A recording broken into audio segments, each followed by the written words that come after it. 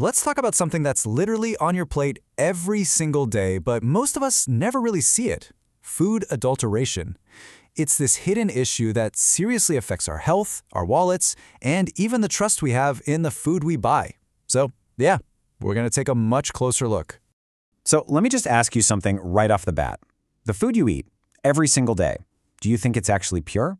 It sounds like a simple question, but believe me, the answer can get pretty complicated. What we think is good for us might be hiding some pretty unwelcome surprises. All right, first things first. Let's really break down what we're dealing with. What is this hidden problem that's showing up on our plates?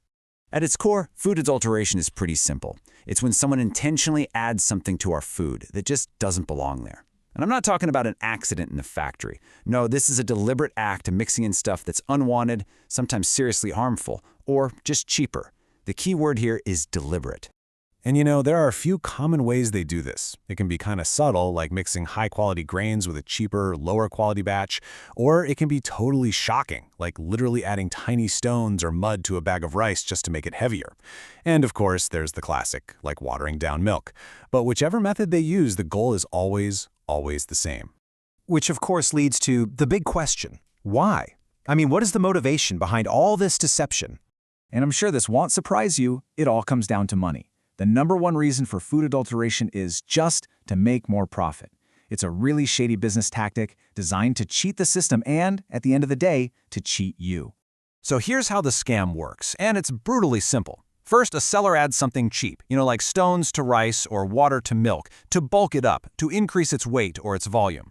Then they turn around and sell that impure product to you for the full price. So you think you're paying for a full kilogram of rice, but what you're actually paying for is rice plus a bunch of useless filler. And this is where it really hits home for us. The cost of this goes way beyond just a few dollars. It hits our wallets for sure, but way more importantly, it can seriously damage our health. So the first hit is the most obvious one, the economic loss. It's a simple but infuriating equation. You pay more money for a product that is actually worth less. Plain and simple, you are not getting what you paid for. Let's make this super real for a second. Imagine you go out and buy a kilogram of rice. If it has just 10% impurities in it, like little stones or dirt, you're not getting 1,000 grams of rice. Nope, you're only getting 900 grams. So you've lost money, and you've lost the quality you expected. It's a direct financial hit every time you go shopping. But look, getting ripped off is one thing. The health risks? That's a whole other level. Just look at some of these examples. Sometimes kesari dal, which is a cheaper but toxic kind of lentil, gets mixed into other dals and can really mess with your digestion. Or adding industrial dyes to turmeric to make it look more yellow? Just dangerous. Swapping out expensive ghee for cheaper fats like dalda? Also super unhealthy. And even something that seems harmless, like adding water to milk, just waters down the nutrition you're supposed to be getting.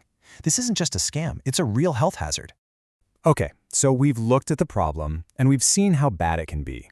It can definitely feel a bit overwhelming. But here's the good news. You are not powerless. You can absolutely protect yourself. So let's talk about how to become a smarter, safer consumer.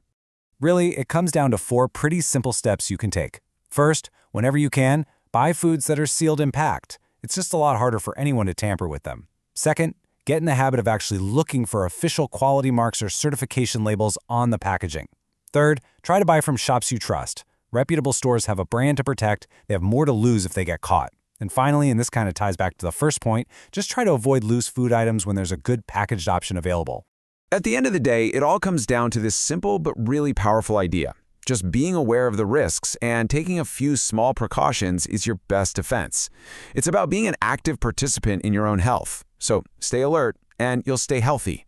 So, let's just end with a final thought to chew on. We've been talking about adulteration as adding something inferior to a pure product to cheat people.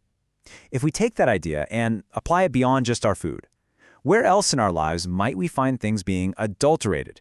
It's definitely something to think about. Thanks for tuning in to this explainer.